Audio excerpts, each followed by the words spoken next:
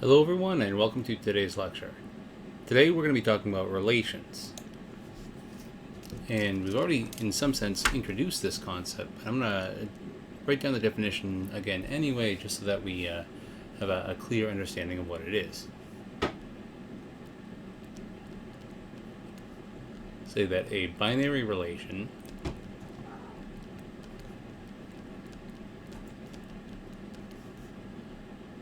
from set A to set B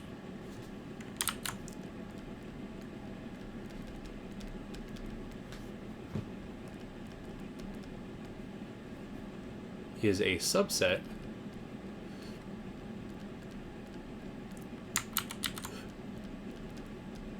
of the Cartesian product, or the set of all ordered pairs of elements in A and in B.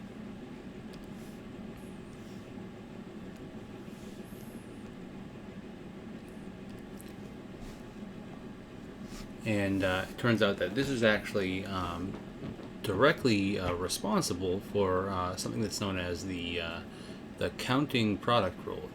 The product rule for counting tasks or counting elements in sets. It's relatively straightforward to show that for finite sets.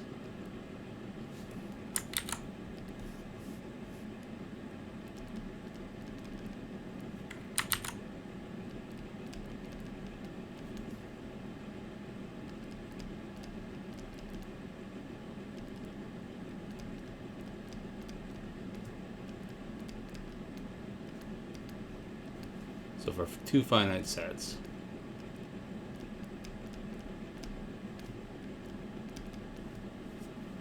the size of the Cartesian product,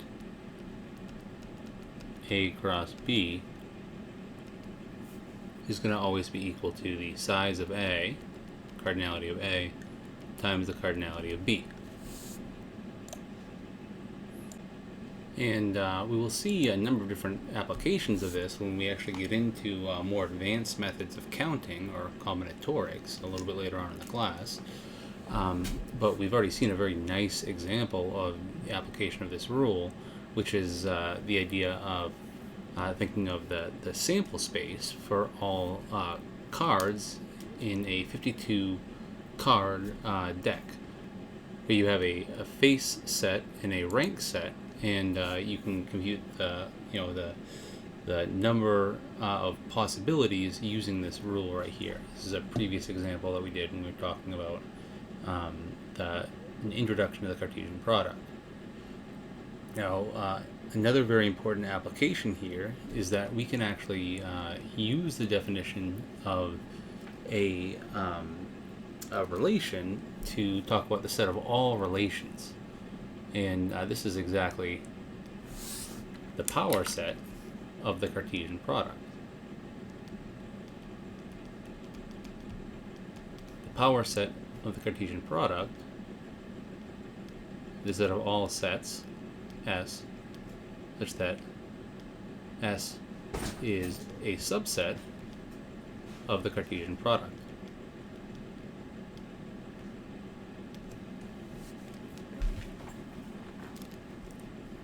And really this is the same thing, because any relation is a subset of the Cartesian product. Instead of using S here, maybe we'll use R.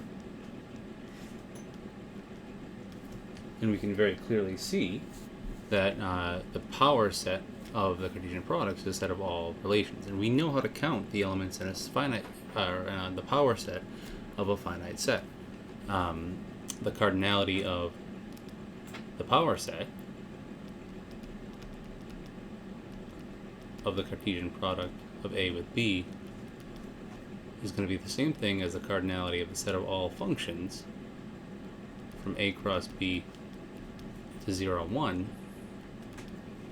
And we know that the cardinality of this set is just going to be 2 to the cardinality of A cross B.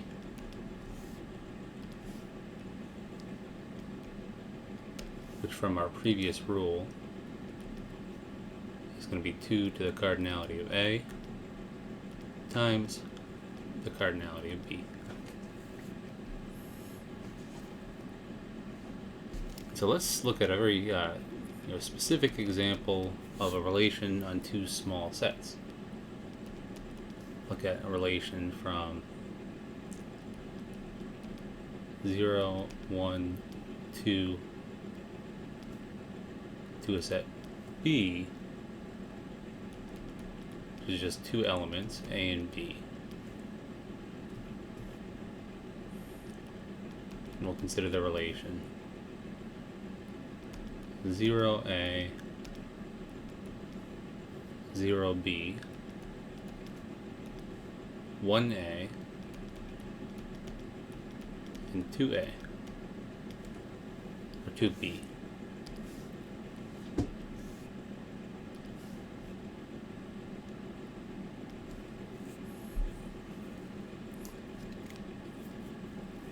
Now, for kind of shorthand, what we can do between two elements in a relation is use a number of different notations. Right? We'll continue on this example a little bit, but I want to add something here just about the notation.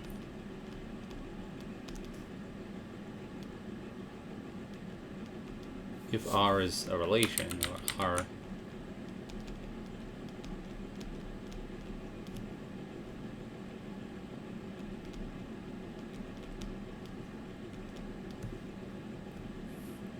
you see that the symbol A squiggle B is equivalent to the ordered bit pair A comma B being an element of the relation set. This is also equivalent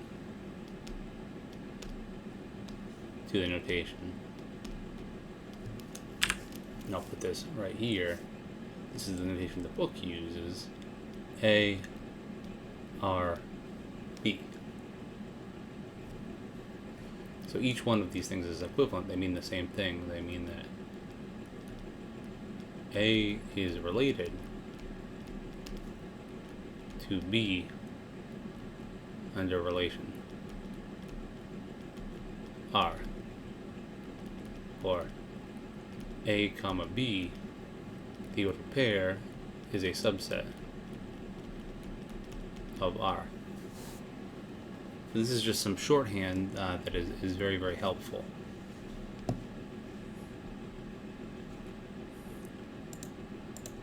So getting back to this example, we have that 0 is related to A, 0 is related to B, 1 is related to A, and 2 is related to B in this relation. And we can use a similar thing, or similar diagram to functions to visualize these discrete relations. So here 0 is related to A, 0 is related to B,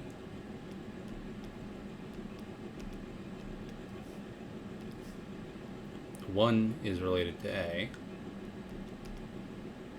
and 2 is related to B.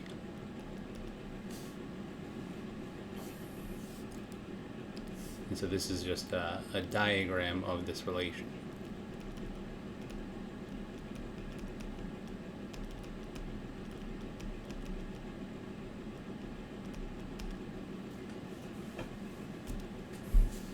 You can also write down a table to visualize relations and functions, where we draw the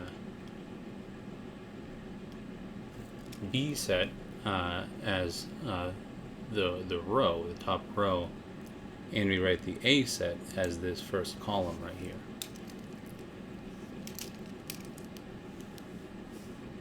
And we put a mark for whatever pair is in the relation. So in this case, 0A is in the relation, 0B is in the relation, 1A is in the relation, and 2B is in the relation.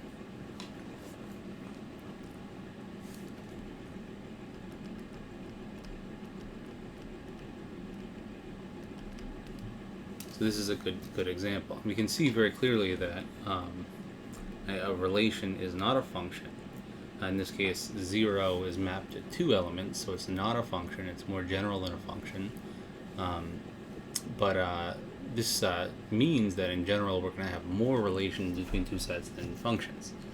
And this is evidenced, right, by considering, say, the number in this example, the number of relations from this set A to this set B. This is one specific relation, but if you were to go to try and count the number of relations from set A to set B here, it's going to be relatively large. It's going to be 2 to the 3 times 2, which is 2 to the 6th, or 64 total possible relations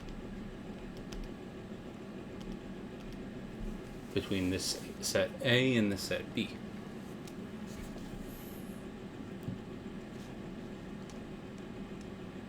As another example, a more practical example, if we let A be the set of cities in the USA,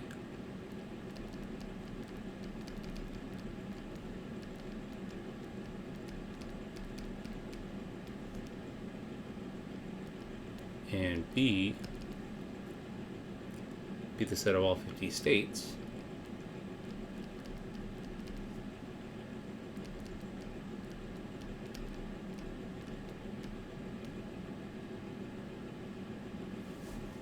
we can specify a relation R by specifying that A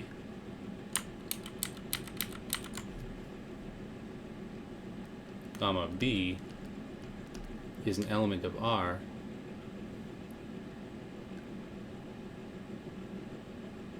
if a city with the name A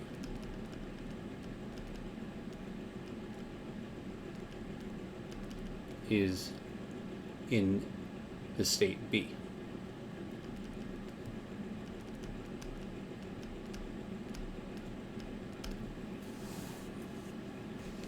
Right? And the idea here is that this is definitely a relation because we do have many examples of states having the same city name. So for instance, you have a Middletown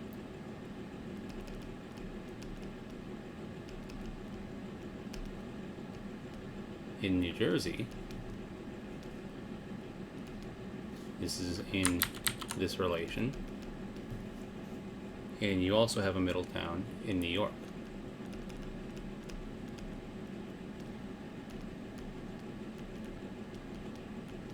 This is an element of this relation. And this is why this is a relation and not a function.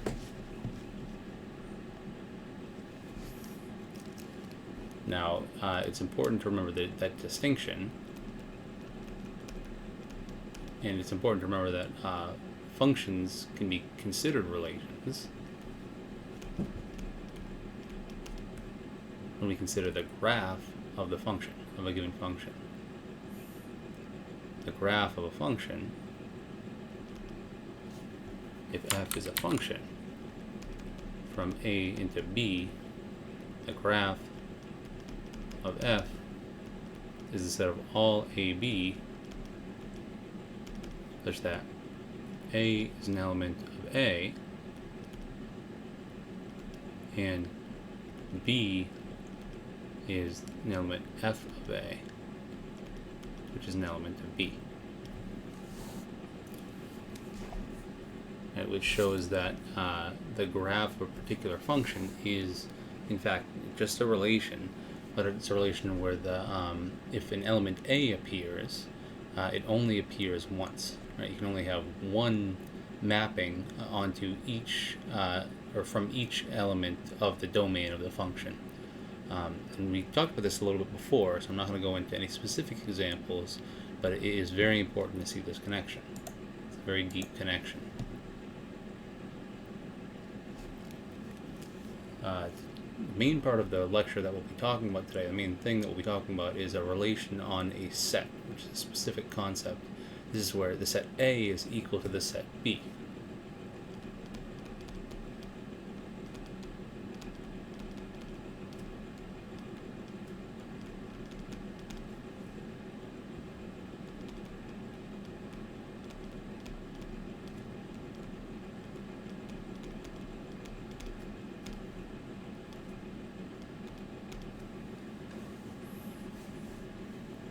And just like before,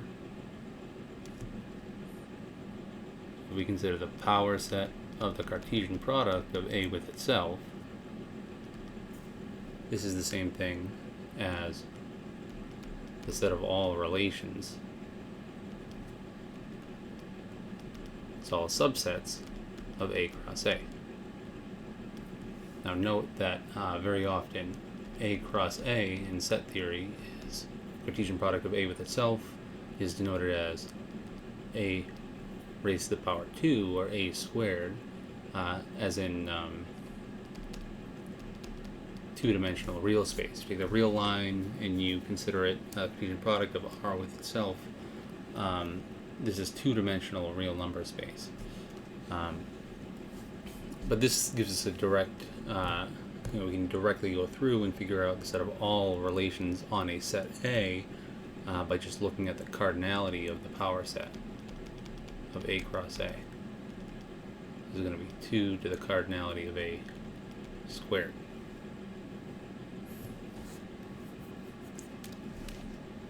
So I'm going to define two relations right here that we're going to come back to regularly as we go over properties. But we'll define the relations right here for these examples. So let A be the set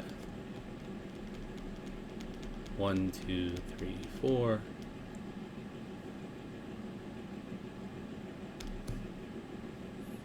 Which ordered pairs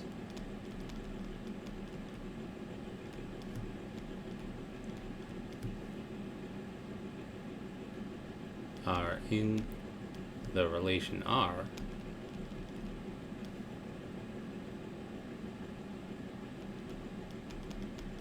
that's defined by set of A comma B and A squared such that A divides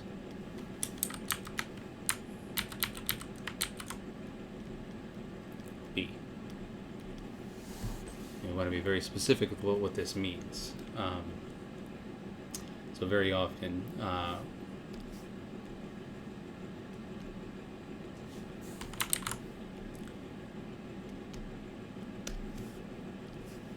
when we're in the integers, we want to talk about what integer divides another integer. And this is denoted like this, and we'll see this when we talk a little more about number theory. This is A divides B. This is the statement that there exists a k in the integers such that B is equal to k times A.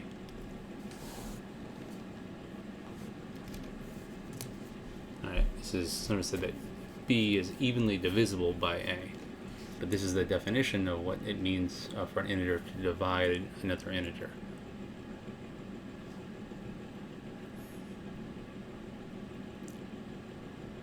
And you can relatively quickly, just by directly checking, go through and show that in this example, this relationship is going to contain 1, 1, 1, 2, 1, 3, and 1, 4, because 1 divides any positive integer, but you're also going to contain 2, 2, 2, 4, 3, 3, and 4, 4. Because each one of these first numbers divides the second number. the second integer.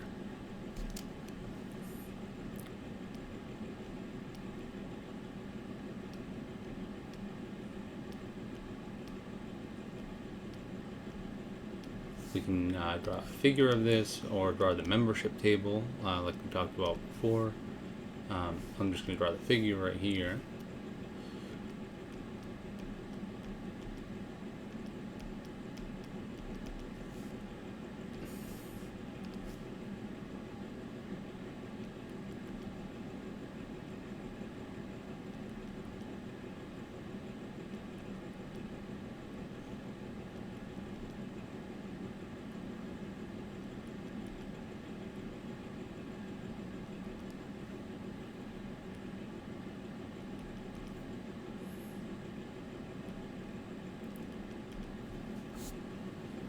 This is what this relation looks like when we draw out a figure representing what this relation is doing.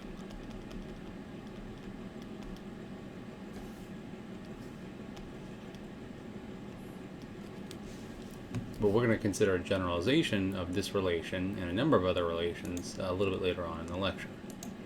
This is a good example. Slightly more complicated version of this relation is a relation on the set of all integers.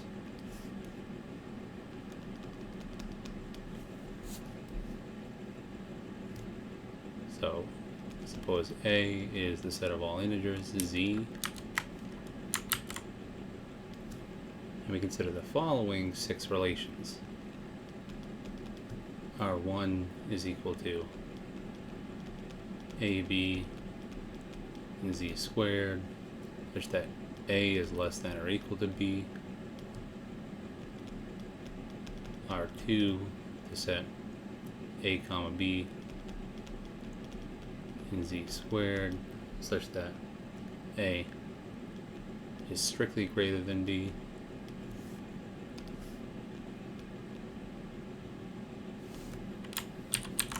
And we'll have 6 more here, so I'm going to, or so 4 more here, so I'm going to go through and just make typing a little bit easier.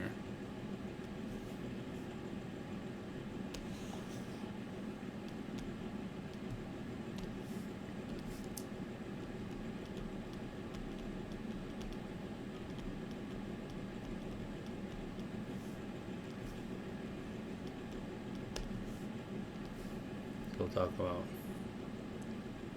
A is equal to B, or A is equal to negative B. Talk about A equals B. Talk about A equals B plus 1. And we'll talk about A plus B is less than or equal to 3.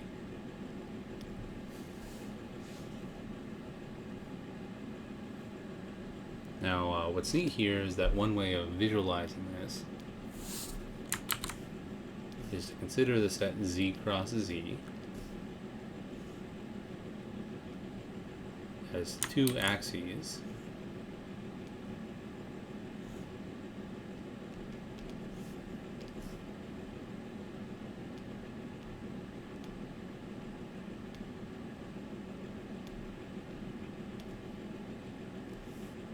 and then draw out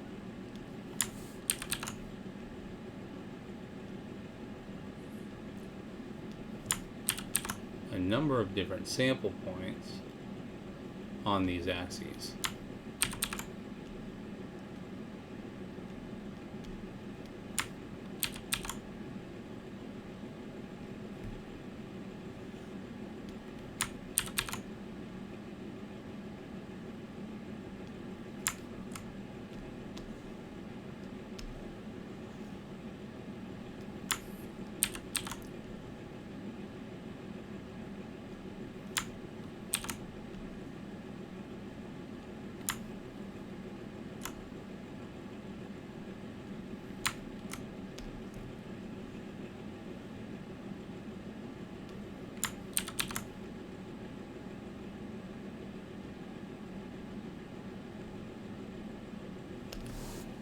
And try to shade the the correct points in the relation.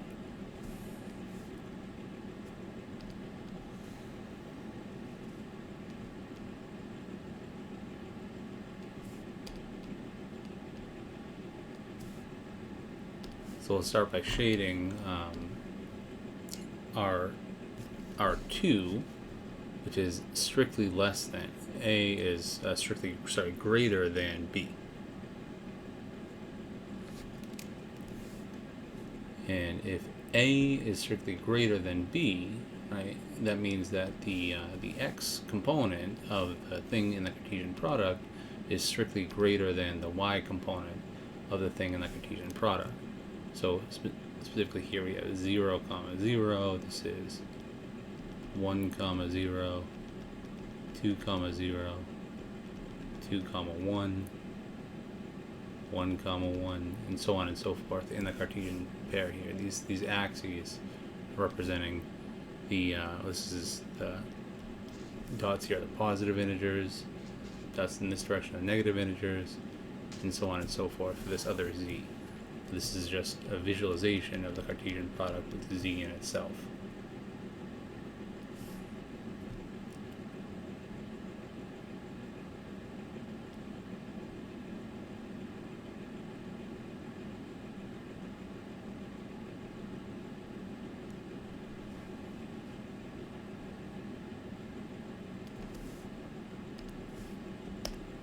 But if we go ahead and shade all of these points right here, you see very clearly that all these red points that I've shaded right here are belonging to relation 2.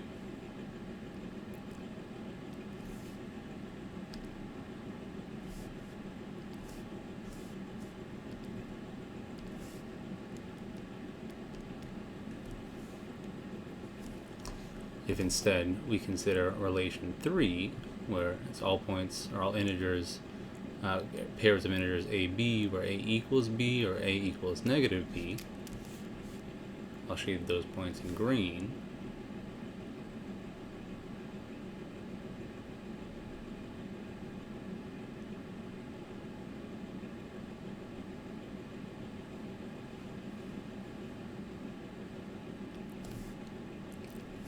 Going to correspond to all of these points where A equals B, or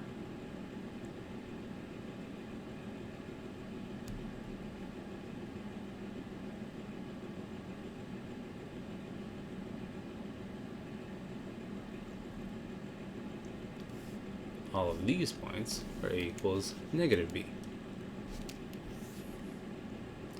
We see that these two relations have common elements. And this leads into the following idea. Right? We can go through and we can actually combine relations.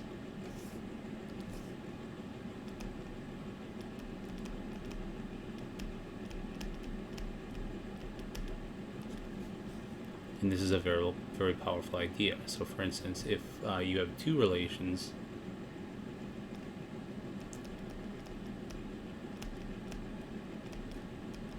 R1 and R2, you can consider things like the union of relations. You can consider things like the intersection of relations. You can do the set subtraction, R1 minus R2, R2 minus R1. We can even define more complicated combinations. This is something that we can actually do for general sets as well, but what's sometimes called the symmetric difference of two sets,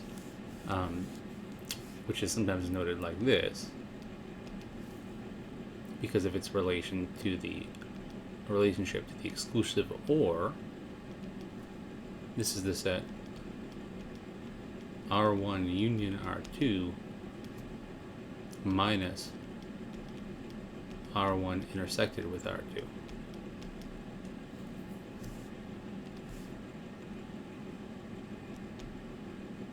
Which can be shown set theoretically to be the same as R1 minus R2 union R2 minus R1.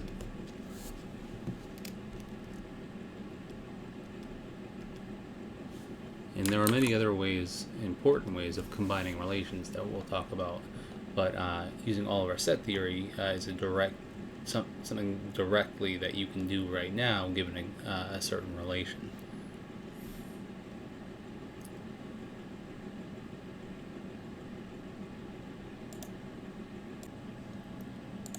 So for instance, in this diagram right here where we see R2 and we see R3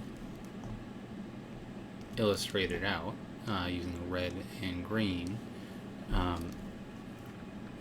if we say want to consider the symmetric difference, or the union of R2 and R3, and I'll write this in blue, so R2, R3, circle plus, this is going to be everything in R1 union R2, but not in everything in R2 union R3, but not in R2 intersected with R3. It'll be all of these points. It'll be all of these points.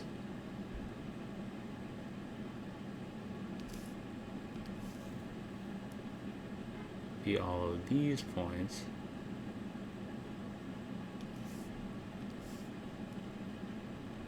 And all of these points.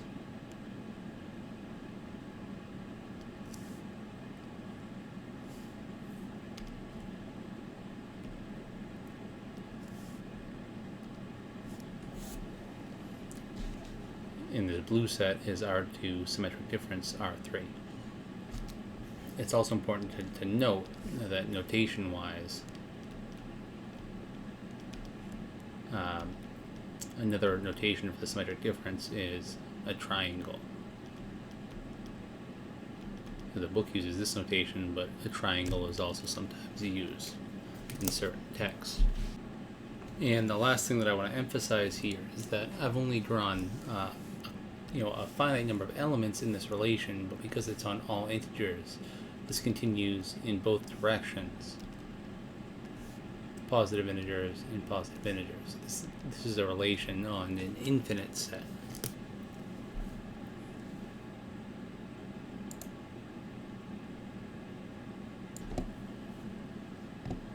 So let's move into the main part of the lecture here, which is showing relation properties, kind of discussing some of the basic properties of relations that we're going to need to use as we move along and use relations to investigate sets.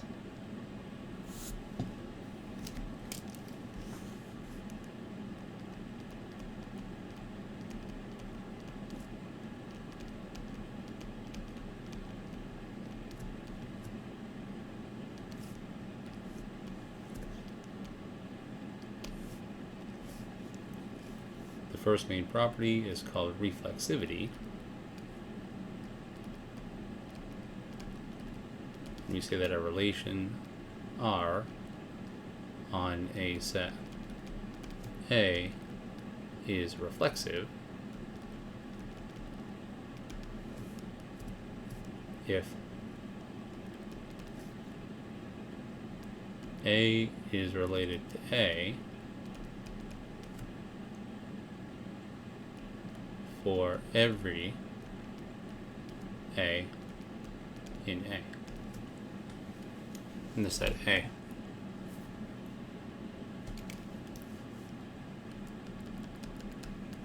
And for an example, we'll say the set A is the set of all integers Z, and the relation is the divides relation. A divides B.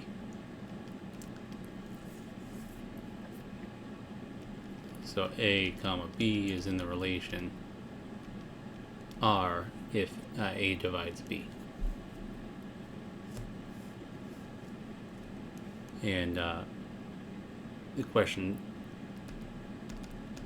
is this relation reflexive?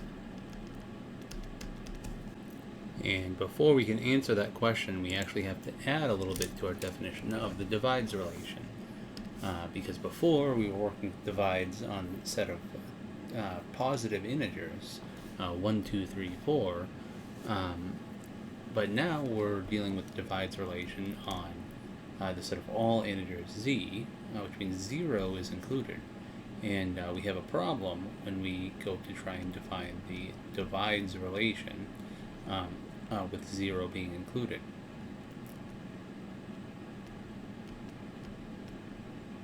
So here, a and b are integers.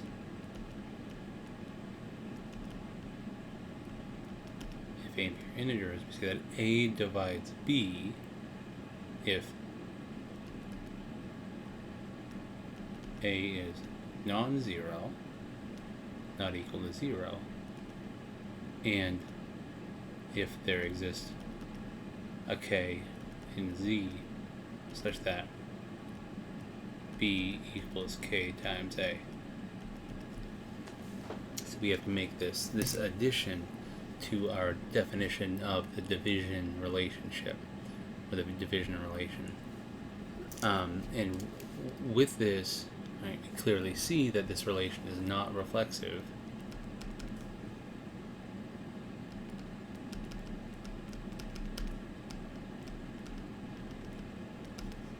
Right, because 0 is in the set of integers, but 0, 0 is not in the relation R.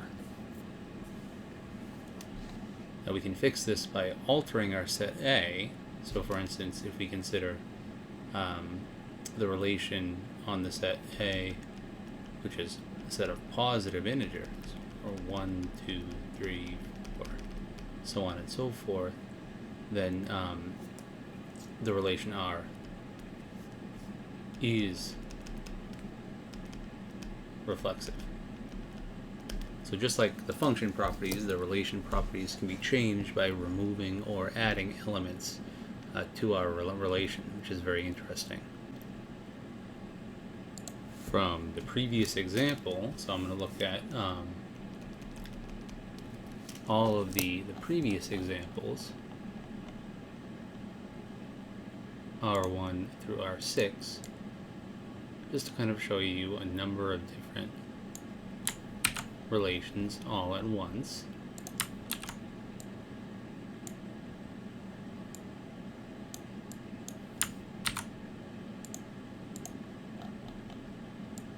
It's relatively straightforward to go through and show that the reflexive relations from example 5 are R1, R3, and R4.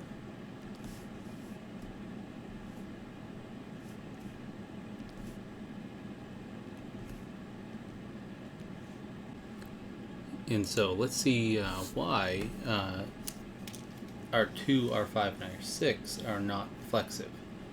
So for R2, 0 is not strictly less than 0. So because of this, this shows a violation. I'll color it in red, of R2 being reflexive. The element 0, 0, 0, 0 is not in the relation. For R5, we can use the same example. 0 being equal to 0 plus 1 in the positive integers is not true. So because of that, 0, 0 is not in the relation R5. And for R6, you can take any pair that violates the inequality a plus b is less than or equal to 3. For instance, 2 plus 2 is not less than or equal to 3 in the integers. So for each one of these 0, 0 is not in R2, therefore it's not reflexive. 0, 0 is not in R5, this relation is not reflexive. And 2, 2 is not in R6.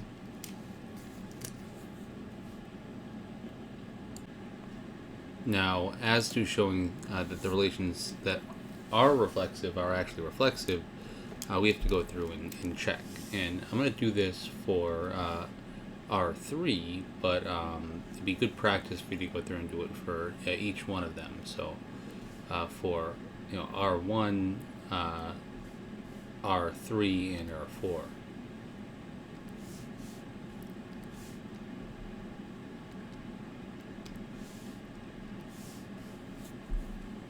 So we'll do R3 right now. So for every element A, you have that A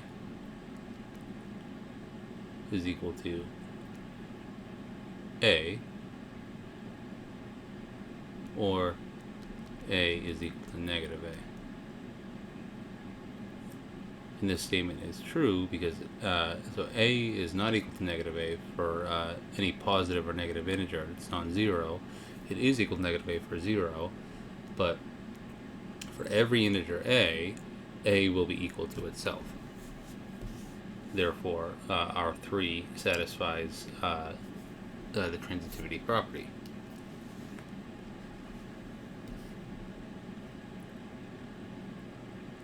So the next property that we want to talk about is symmetry and anti-symmetry. And we say that a relation R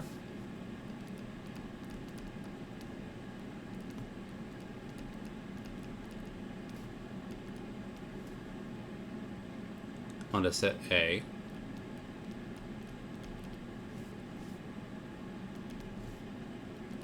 is called symmetric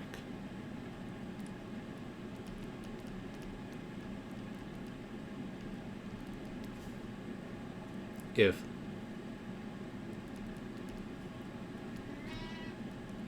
for all elements A and B in the set A, we have the implication that if A comma B is in the relation, or A is related to B, then B is related to A, or B comma A is also an element of the relation.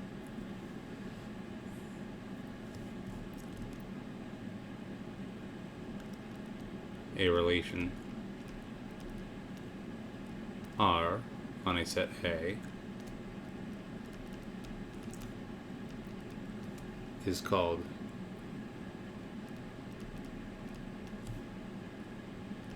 anti-symmetric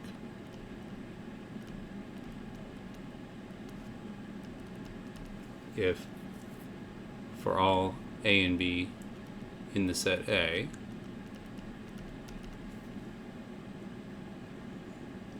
if A is related to B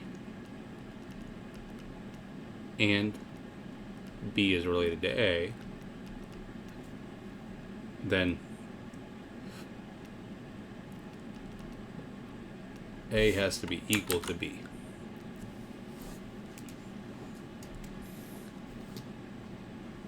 And the idea here is that these are not the opposite of one another. So you have to be very careful with that. So we'll see this in two different examples. We'll do the divides relation again on the set of integers.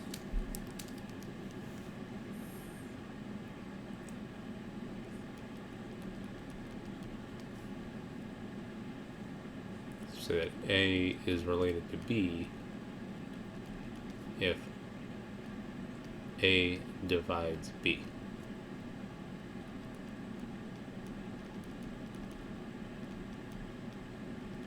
Using the divides relation that we defined earlier.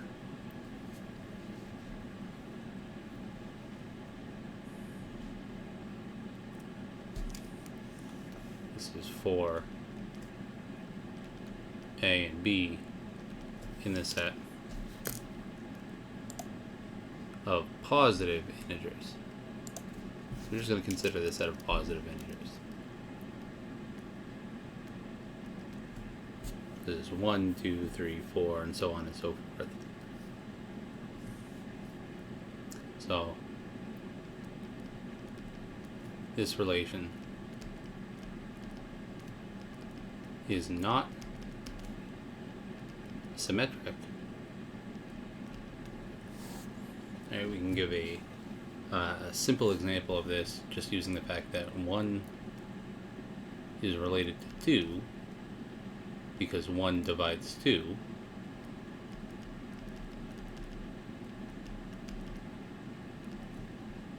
But 2 is not related to 1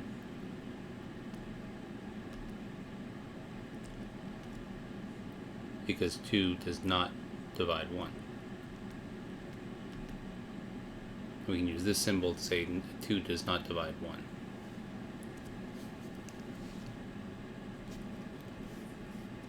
However, it is anti-symmetric.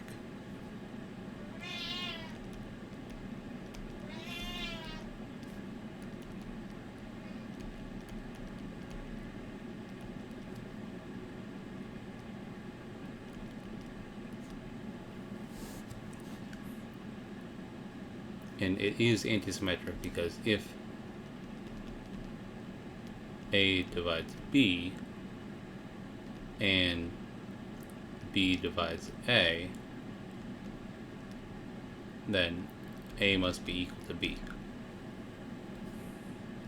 And we can verify this relatively easily. If A divides B, that means there exists some integer k such that B is equal to k times A.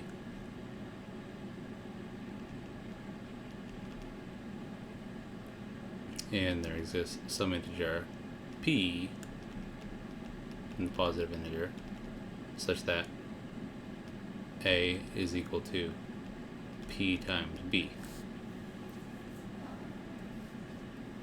Which means that B is equal to k times p times B, which by associativity is k times p times B. And the only way we can satisfy this equality in the positive integers is if k and p are both equal to 1. Otherwise, the existence statements above would produce a contradiction. Otherwise, our assumption that A divides B and B divides A would be a contradiction. So we have to have that k is equal to 1, B is equal to 1, which means that A is equal to B.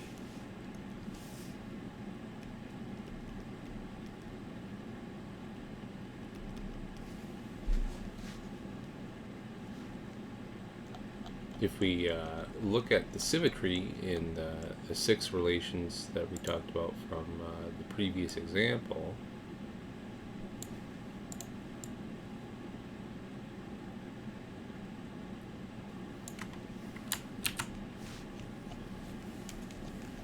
it's pretty straightforward to go through and see which relation is what.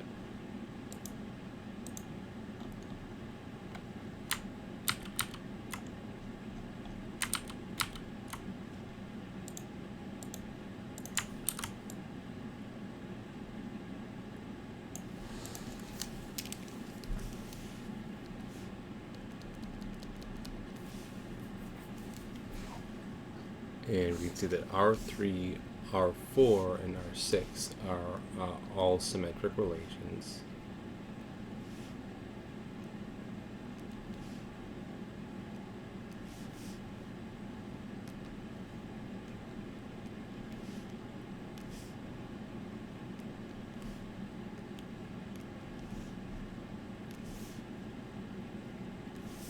And it's relatively easy to show that, right? A is related to B, implies that a plus b is less than or equal to 3, which is the same thing as b plus a is less than or equal to 3 by commutativity of addition in the integers, which is the same thing as b is related to a. These are all symmetric.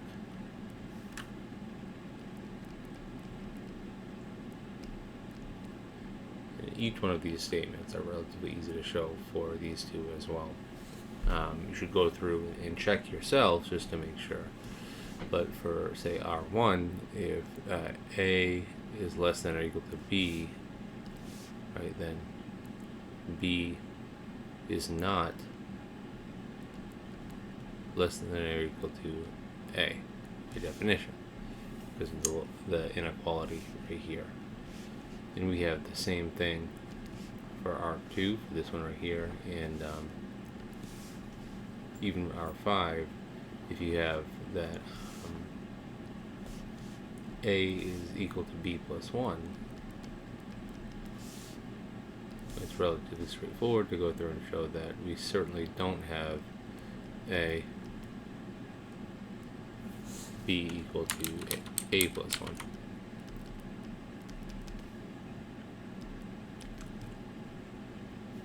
Right.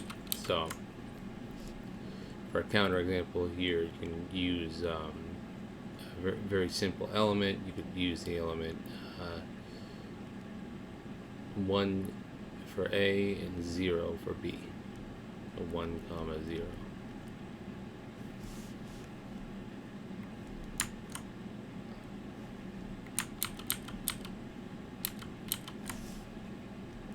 One comma 0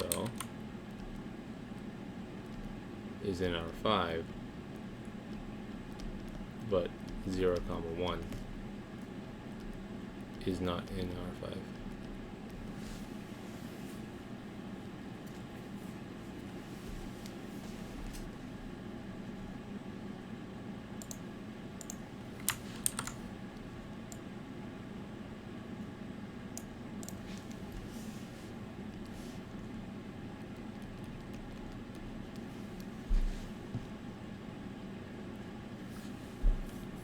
In terms of anti-symmetry,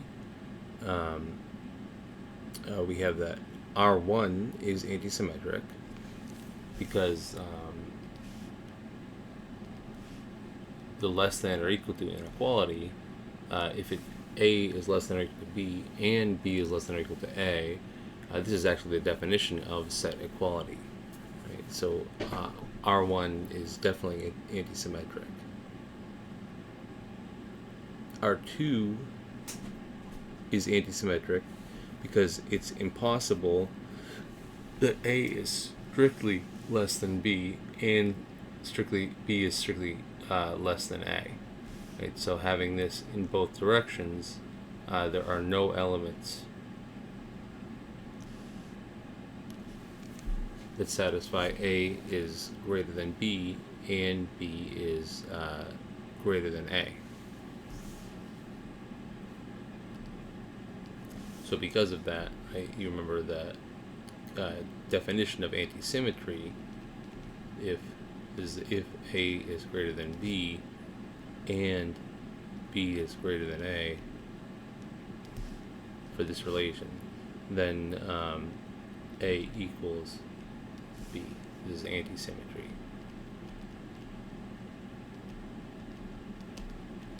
Right. There are no elements A greater than B and B greater than A. So this is a false premise, and therefore this implication is true.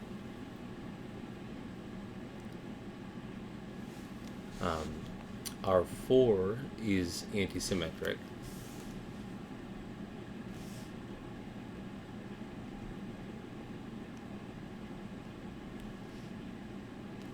And it's relatively easy to go through and show that with the equality.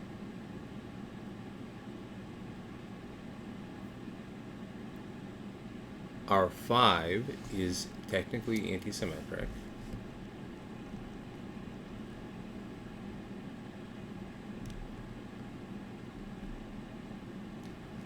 because again, it's impossible that A equals B plus 1 and B equals A plus 1.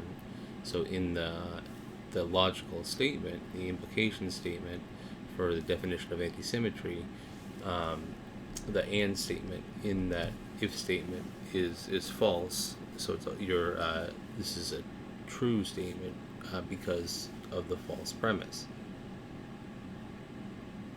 And it's relatively straightforward to go through and verify that neither R3 nor R6 are anti-symmetric.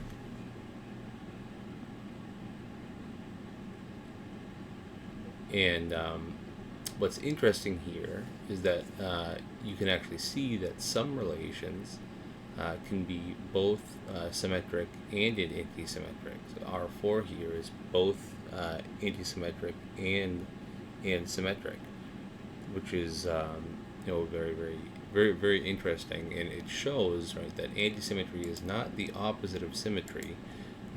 It's a different, slightly different idea.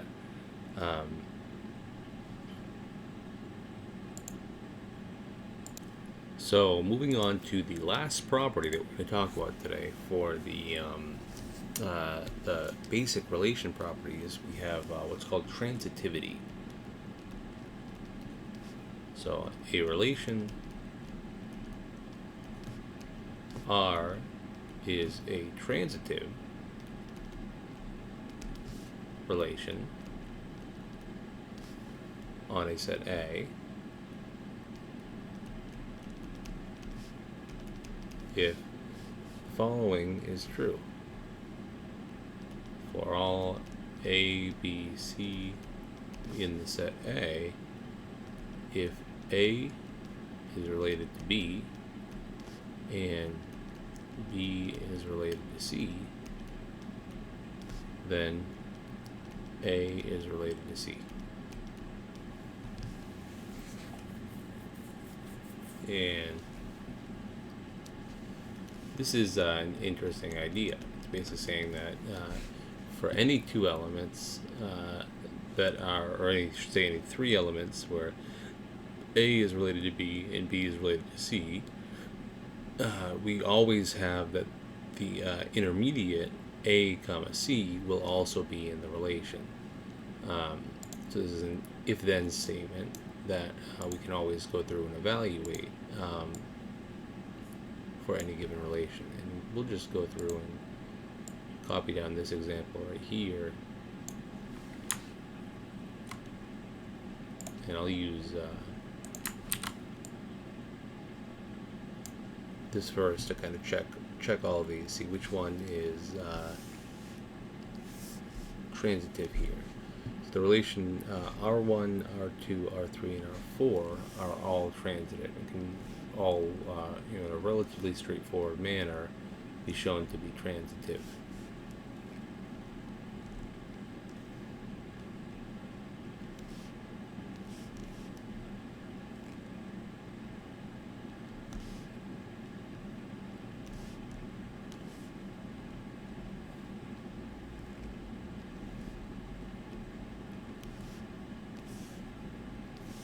For example, for R1, if A is less than or equal to B and B is less than or equal to C, then A is less than or equal to C by definition for all integers. The exact same thing holds for the greater than equality, and even say R3 if A equals B or A equals negative B and B equals C or B equals negative C. This is like saying A equals plus or minus B and B equals plus or minus C, and this definitely implies then that A is equal to plus or minus C, which is minus or plus C, which implies that A is related to C, and therefore R3 is transitive. So all of these four are transitive, and these two relations are both not transitive. Right? It's relatively easy to find elements that show this. For instance, if you take 2, 1, 2 is related to 1 under this relation right here, and you take 1, 0, right? Both of these are related under this relation right here. Is 2 is equal to 1 plus 1, 1 is equal to 0 plus 1, but 2, 0 is certainly not in relation 5. So this is not transitive. And same thing here. If you take the elements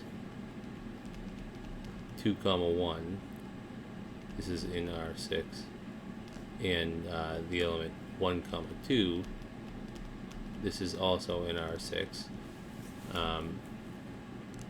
But 2, 2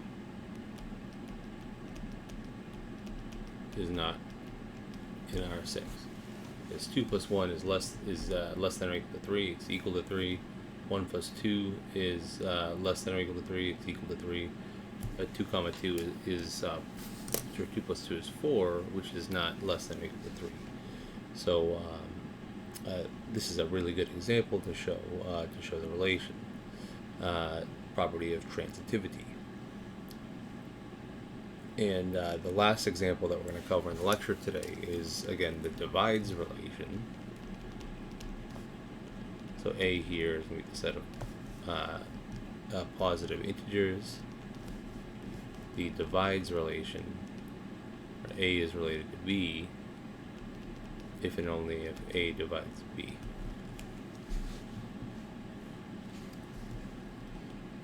And to show whether this is transitive or not, we're gonna look at this. And the idea here is that it is transitive.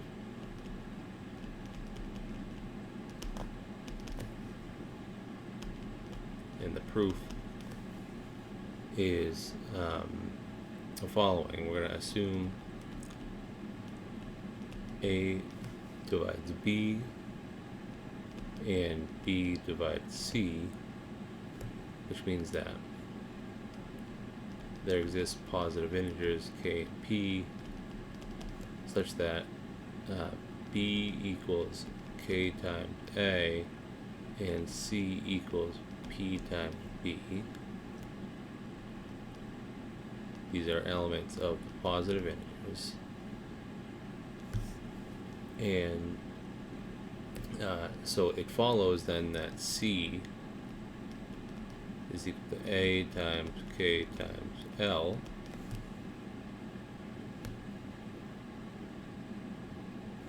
or before that, C is equal to P times B, and B is equal to K times A, so it's K times A, which is equal to, by associativity of the integers, this is a big integer property that we'll talk about later, C is equal to P times K times A, and this means then that this is equal to some L times A, because P times K is just an integer L, and therefore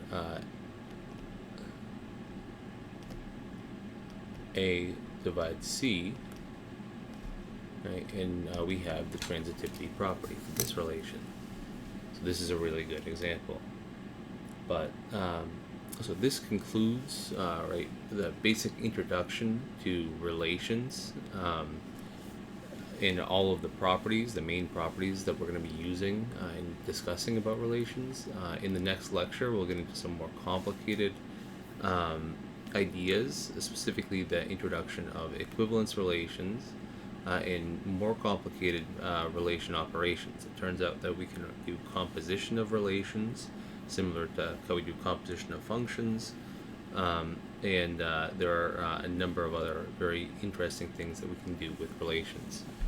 But thank you very much for tuning into the lecture today. I hope you learned something and had a fantastic day.